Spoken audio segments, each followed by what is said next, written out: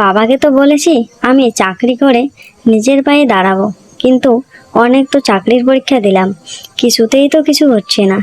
যদি জমি বিক্রি করে মহিম কাকাকে টাকা দিই, তাহলে তো আমাদের শেষ সম্বল বলে আর কিছুই থাকবে না।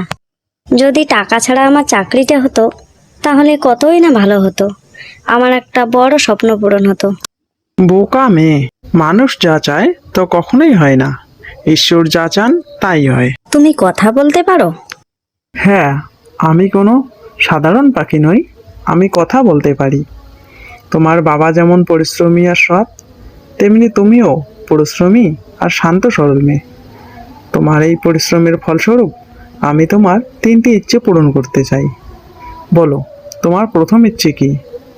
ভেবে বলবে, ভাগ্যে থাকলে তবে পাবে।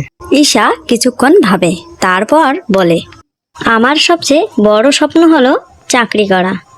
আমার এই ইচ্ছেটা পূরণ করে দাও, যেন টাকা ছাড়া আমার চাকরিটা হয়ে যায়। ঠিক আছে, তোমার চাকরি হয়ে যাবে।